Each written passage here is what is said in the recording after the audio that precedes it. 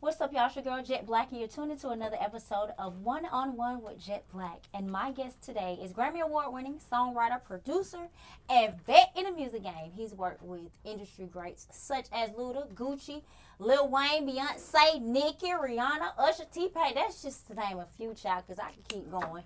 But anyway, I would like to welcome the hit maker, a.k.a. my name for him is the silent killer because he don't really talk too much. Shondrae, Bangladesh, Crawford. Thank you so much for being here with me No today. problem. You know, a lot of your friends be acting funny and I ain't going to say no names, but Oh, I appreciate you coming to rock with me. We're going to do a little icebreaker, you know, because we're going to play a little game. And it's called Say It and Mean It. I'm going to say a statement and read it to you, and then you fill in the blank. Okay. So, I can't believe I actually blank when I was younger.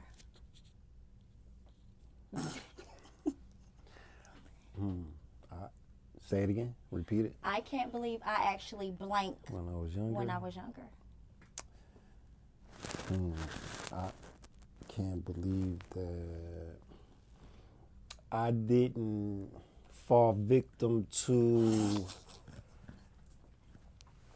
the streets when I was younger. Oh, that's pretty cool. Okay. Yeah. Let me see. What will my answer Like be? my friends. I can't believe I actually didn't drink alcohol when I was younger. Yeah. See, we had that I conversation. didn't even know you didn't drink alcohol. Yeah, I don't drink That's at all. impressive to know, you know. Thank you. I don't drink or smoke or do hookah. I know you don't smoke. Yeah, I don't do any of that. That's dope. Thank you. You're so vibrant. Thank you.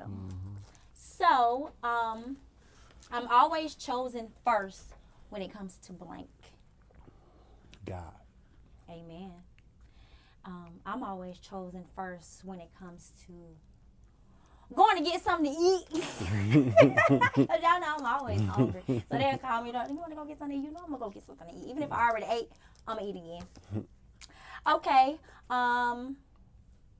I know this is weird, but I like to blank. Oh, I got a good one too. Let me say mine first. Yeah, say yours first.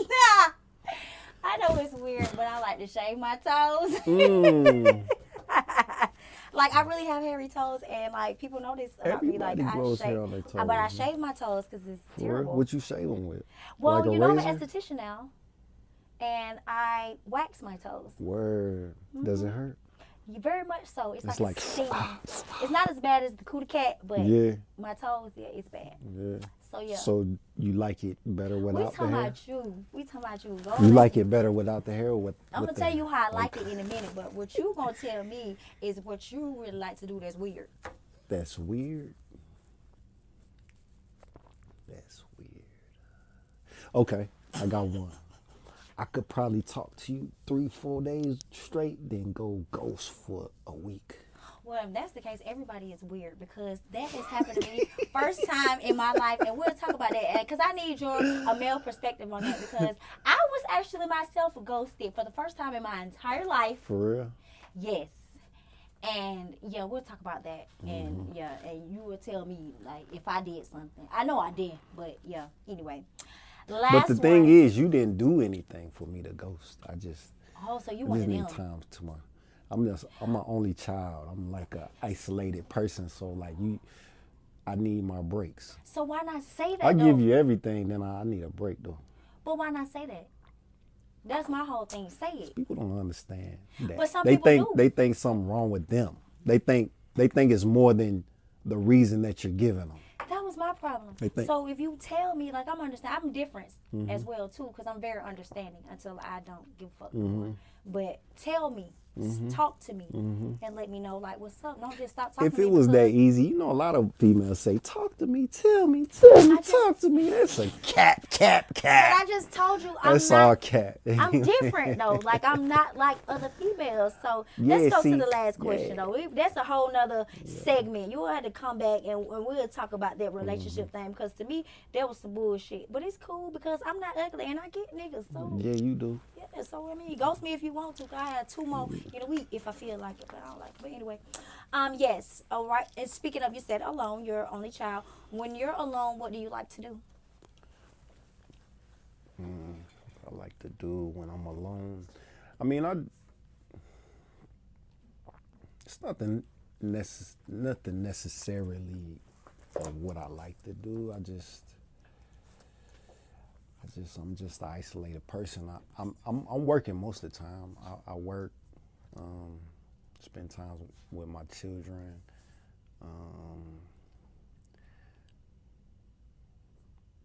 That's about it. Like anything else I'm doing is probably like, you know, just life shit. You know, I do regular shit. I go to the grocery store. I cook food. I do shit like that. Oh, you It's cook? like What's regular. your favorite dish to It's cook? regular things.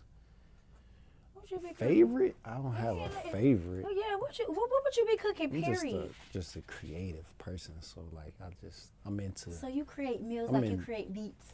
Exactly. Head ass. Flavor. I give you a lot of flavor. Okay, so what is the last meal that you cooked? The last meal I cooked was probably I sauteed some cod. I had mashed potatoes and some okra.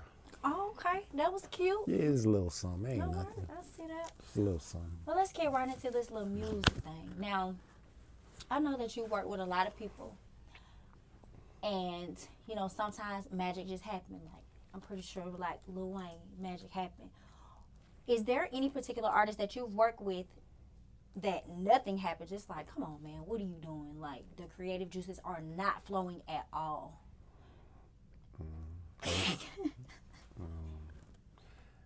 A$AP Rocky. Nothing. Yeah, Or it took a was while. like 2 days in the studio doing nothing. I mean, I was working. He wasn't. Oh. Okay. Who else? Kendrick Lamar. Nothing. So This is early Kendrick. This is before Kendrick blew up. So like, that was my fault. Like how that it was your my fault? fault. That was. I didn't know what direction. I didn't know what to do as far as like listening to mixtape Kendrick. I didn't know. Wasn't no identity. I didn't have direction mentally, like what to do for him. You know what I'm saying? So I think I was thinking too much and just didn't end up doing nothing. I did get a verse out of him, but I wanted to do something for him. You know what I'm saying? Especially him turning into who he is today. Do you think you ever work with him again? Yeah, absolutely. Like he's like one of my favorites. So like, you know. So being that those are the two that really didn't have too much chemistry, who were you with that you was like instant, like boom, yes, this is it, I got it, it didn't take long. The chemistry's there. Those sessions are typically like the sessions of artists that request me or want to work with me. Like they fuck with me already. So, you know, just going in a room, the anticipation of delivery is easier. Because they know what they want. Yeah, they just know what to expect. You know what I'm saying? It's not like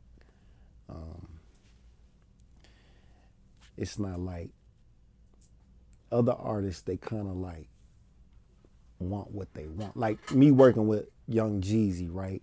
Jeezy wanted me to do Shawty Red style.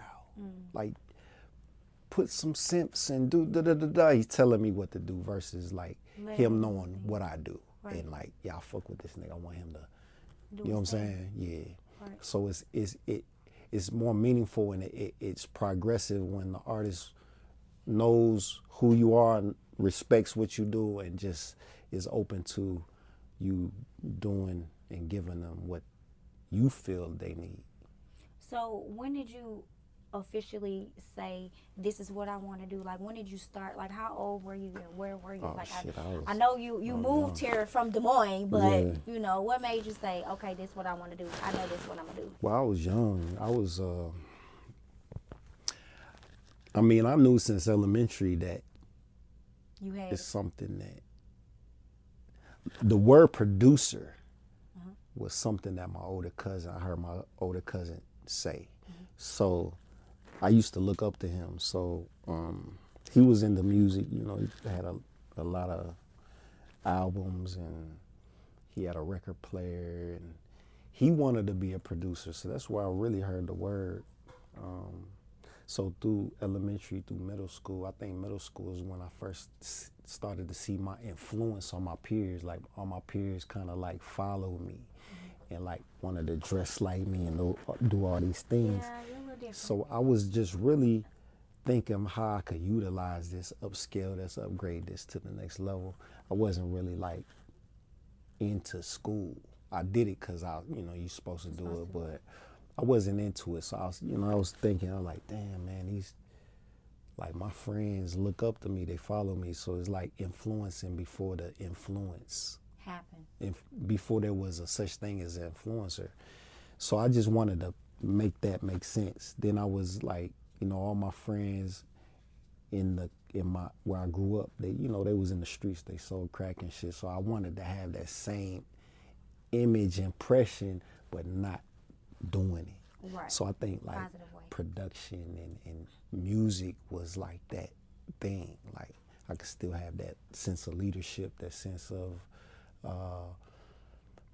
creating all in one, and not be risking my life as far as like, selling dope and shit like my friends. I mean, kind but of you always sell wanted, dope. Now them beats is dope. I always wanted to do something that people weren't doing. So Same. I wanted to do what people weren't doing. That's why I don't drink. And that's dope. Different. That's dope. Now, what about the producers like that came before you? Is there anybody like from back in the day like you like, oh yeah, that's it? Yeah, I mean that's what sparks the energy. It's a lot of producers, a lot of production that I heard that inspired me. Timbaland is like probably one of my biggest influencers. I can see that. Organized Noise, Outkast, and Of course. produced Outkast and Goody Mob and them. I think those were my biggest influences as far as like my style was shaped it. I think they were just like, they go against the grain. They kind of have their own thing, their own sound. Yeah, because if you'll hear a beat, even with you, if I hear something, hell, if my mama hears something, she'll be like, that sound like Bangladesh. Yeah. And you look, and I'm like, well, yep, that's him. Yeah. So yeah, it's just thinking outside the box. I think what Timbaland did for me. I think Organized Noise, it was more like the grittiness of it, the dirtiness of it, the down south, red clay type, but musical at the same time. You know what I'm saying? saying something of Saying substance. something of So substance. let's Yeah. spin it. We're talking about substance before. Now the music does not have any substance, in my opinion. I don't know. I don't even know how to explain it. Like, how do you feel about the music that's being put out today that's not from the Jeezys and the Gucci Mans, like the new artists that are coming out with the bops? Like, how do you feel about that? It's substance. It's just their substance. It's not You think our it's gonna substance. last though? Like, Last. like it's not like your stuff is timeless. You know what I'm saying? Yeah. It's just For it's now. just different time. It's just the music of today is their reality. You know what I'm saying? Music, hip hop is a form of your reality. So, like, what's real to us, we're gonna feel it more than what we're not disconnected to. What they're connected to, we're disconnected to. So, but it's still their form of reality. It's still their form of hip hop because they're talking about what they're doing. Right. We're I'm not out of into town, thugging with my brown. Yeah, they're my into Gucci that. pink, my booty Brown, hole brown. yeah. But the fact that we That's that remember rich. that, I mean, It's catchy. It happens. But is there anything that you would want to see changed in the entertainment industry today? Um, well, I mean, I have a different outlook on. I don't look at the actual people that's doing it as the issue. I think the people that control the music is really the ones that's dictating the value of the music. I think like when I was growing up, it was just a wide variety to choose from. You had everything that you can like choose. Now it's just you getting one thing. You know, when I was growing up, you had West Coast, East Coast. You had Yeah, because I used to think I was a a little gangster bit rapper. of South. You had a little bit of everything that was exposed to you. And you even had R&B. You had everything that was tangible to you. But now it's like if you want to hear something besides what's presented to you, you gotta go search for it. For sure. You know what I'm saying? You gotta really dig for it. It's not what's in the forefront of music. Um, I just I don't I don't I don't typically feel everything, but I learn not to knock it because that's just what these kids are. That's their reality of what they into.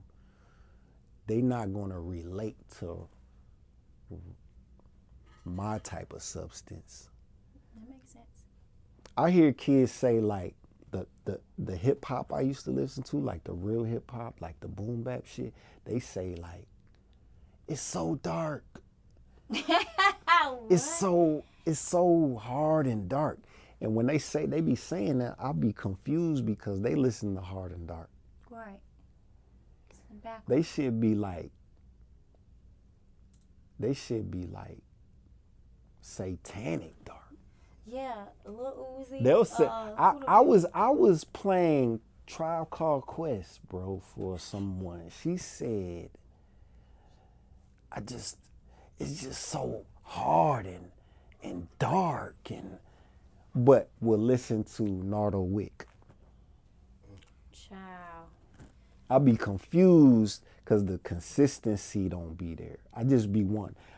When I ask questions, I'll be trying to see how you think. I just want it to be a consistency there, not like you saying this is dark and this is like it doesn't make sense to me. You know what I'm saying? It just doesn't make sense. I think anything with substance makes you think, and these kids don't want to think. So At all. that's what make it dark, because it take them to a dark place to think. It's like, oh, I want to think. Oh, it hurts. It's like, like it's dark, you know what I'm saying? I just want to have fun, turn up, don't want to, don't want to think about tomorrow type shit. But, the music I came up on, it to me, it was, hip hop was a parent to me. You know what I'm saying? That's how powerful it was. It taught me shit that my actual parents did. Yeah, a lot of stuff. And like valuable lessons that I could implement into my parenting, For sure. into 'Cause my they actually tell adulthood. You know stories. what I'm saying? So that's the difference for me. Like hip hop is really a part of my life. And like if I know how effective it was to me on a positive level, I know how effective this music is to them on a negative level. So, speaking of that, word on the street is you building an empire with singers and rappers and things like Bad Boy back in the day. Is that true or no? Did I build empires with Bad Boy? No, I'm saying like it was, like they had singers and rappers and stuff like. Like, I are mean you? that was a goal. That I had singers, writers, all that. That's a goal to have a conglomerate of People. artists and Artists. writers and things where you can just shop within the circle, but people are hard to deal with. It's hard to deal with For sure. individuals and Attitudes, personalities individuals, and different. timing and age groups and different things, man. It's just, Yeah, no. people aren't really dedicated to the music. I just do music. anybody knows me, like they're not gonna. You're not gonna be bombarded by the other shit I have going on in my life. Like if I come to the studio, you're not gonna be. My home life is not gonna intervene. Like I'll be in the studio, niggas get the girl call them or they text. Like it just be too much of not working, unnecessary shit that has nothing to do with what y'all got going on. the process of getting to where you want to go. These artists now, writers and shit, they be acting like they already made it. It's like they can take time to deal with this and that and all these things, and I'll be like, bro, like I've made it. I've made a lot of money. I got a whole family. You never hear me say, yeah, but my girl, yeah, but my kid, yeah, but my anything. That's man, I gotta go get my girl. Gotta go. You will never hear me say that shit. You know what I'm saying? So like, I put this shit. This shit is like really. If this is what I'm doing, this is what I'm doing. I'm not finna come to the studio and be like taking, I'm a writer, but my girl texting me because she don't really know where I'm at. And it's like she think I'm fucking with a vision. I gotta clean it up, or I gotta prove myself to her. And I'm so like disconnected from the goal of making this Rihanna song. You know what I'm saying? Like it's just dumbed down to every level. Like even the engineers, like everybody's just money orientated. It's like, oh, I charge 60 an hour to engineer. But what about the work, nigga? Is the work good? Right. That's the first like, thing. Is the work good, my right. nigga? Like, do good work. And I wouldn't mind paying you. But you just here trying to put some hours in to get this, whatever you're trying to, this quote you're trying to reach for the day, but you're not delivering what I need. Like when I came in, like engineers, everybody was locked in. Everything was locked in. You know what I'm saying? Everybody never got out of their lane. They stayed in their lane. Engineer was engineer. Producer was producer. This was this. Like it wasn't a cross branding thing. Like now the engineer's a producer. He's also the artist. He's also the graphic designer. He's also the photographer. He's also, it's like, goddamn, nigga, like you're not really dedicated to nothing. Right. You know what I'm saying? So you're all over the place. You can't focus. To me, you're like hustling, you're really not beneficial to me. Hustling because you're hustling, you're selfish hustling. Like you're not beneficial to me. Like now we got a lot of shit going on in the street. Let's hop on this Chris Brown and Usher real quick. Yeah. I know you worked with Usher before, but it's like, how do you? What's the question? Like, why? Like, why would that? Why would something like this happen? Like Chris Brown and Usher getting into a spat. A spat. I mean, I feel like, okay, it's because it was stated that he was taking up for Tiana Taylor. Okay, cool, I get that. But why not let security handle that if you all are supposed to be friends? Like, I really believe Chris needs intervention personally because he's been getting into it all the time, everywhere. But you got people calling Usher, like, he's so soft and he wouldn't do this and he wouldn't do that. Like, what's your take on the whole situation? Because it's, like, weird to me. It ain't weird to me. It's just, it's just nigga shit, man. Niggas is regular niggas at the end of the day, like, right. They just regular niggas. I've been around both parties. Chris Brown, like, the coolest, nicest nigga that I know in the industry besides Nelly. You know what I'm saying? Them two niggas like the coolest niggas I think that I've met in music. You know what I'm saying? Like personality wise. I think Chris just, he be getting bad breaks. He's really not a. So they just catch all his bad moments. I think they catch his bad moments. I think he made a bad mistake one time, and now it just keep following him. Now this situation, this particular situation, I mean, I know there's probably might be like some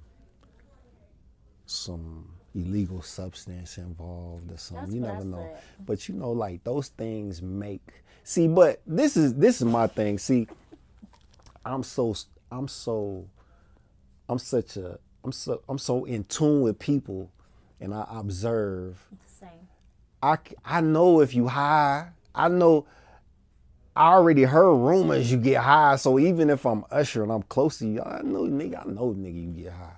You know what I'm saying? So I'm not even really invested into this like this because I know it's the substance that's really making you Right. react like this. So Right.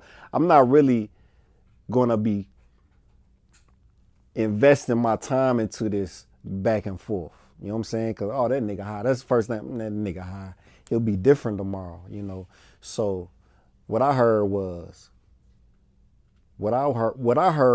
Chris Brown, like Tiana Taylor.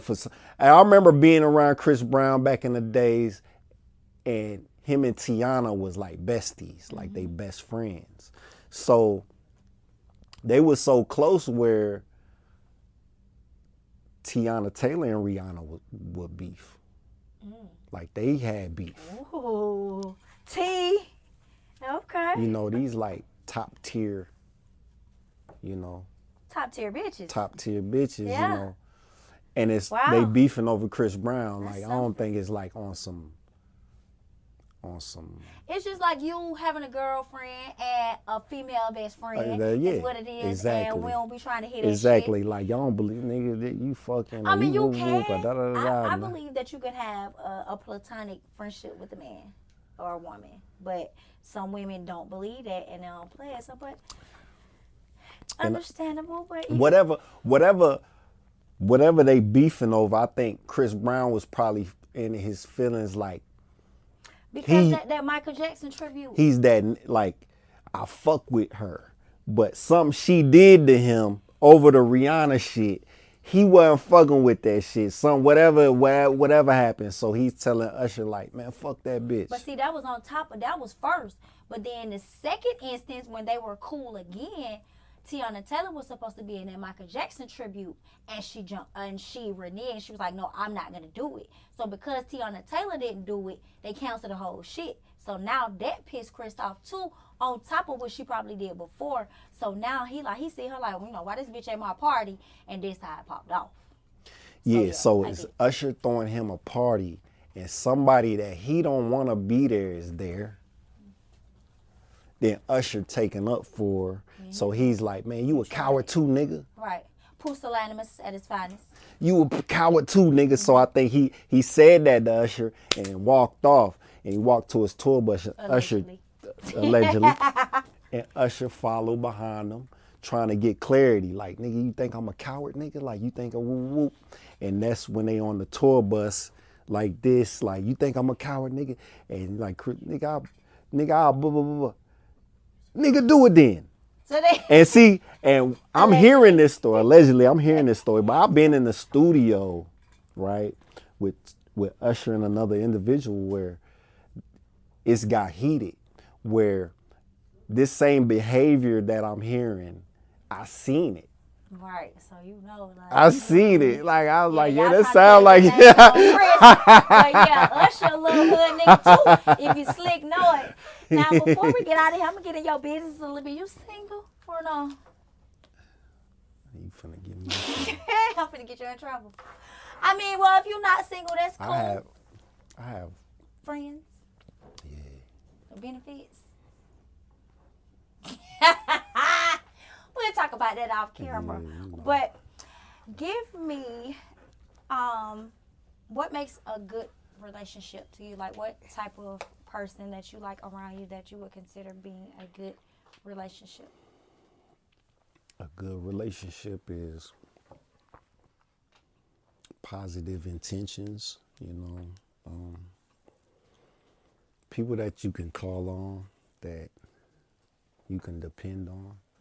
Because when you're a person that doesn't depend on people, then you might need to depend on somebody. Like you, if you're reaching out to somebody, like it's really like that reach is important. Yeah, You know you what can I'm call saying? me Like, anytime. yeah, you say that all the time. I do. Yeah. I believe you too. Well, I got your back. But shit like that, like, but we day one, you know, it's like, For sure. those are the relationships. That's why we still in tune. That's why I came to the interview. And I appreciate I'm here it. because of you. See what I'm saying? He right. What with Jett Blakk? You got my clout. guy right here. Value. Y'all hear it came from the #1 Bangladesh. Ooh la la, Bangladesh. That's my shit right there. Mm-hmm. So let everybody know where they can find you. Of course, I'm pretty sure they know, but just in case, where can we find you on social media? Bangladesh Productions. Bangladesh Productions. That's Instagram? IG. Yeah, that's IG. That's really the main platform. Yeah, because Facebook for senior citizens, I'm sorry, but yeah, I don't fuck with Facebook. My mom and them be on that motherfucking, I be like, no, thank you. If you here this weekend, you got to come out to my play now. This is my first live stage play. Yes, and I'm going to send you the link. I'm not going to be here this Oh, gosh. That's okay. I got to take my daughter to a tennis event. Gotcha. But it's cool. But I appreciate you coming out. I thank you so much. At the close of the show, I like to leave our viewing audience with something inspirational. My quote comes from the great James Baldwin. Not everything that is faced can be changed, but nothing can be changed until you face it. This concludes another episode of One on One with Jett Blakk. Make sure y'all follow me on Instagram at One on One with Jett Blakk. InStyleAtlanta.com. InStyleAtlanta Uncut on Fox Soul. Fuck with your girl. Bangladesh. Thank you so much. Where you get the name Jett Blakk?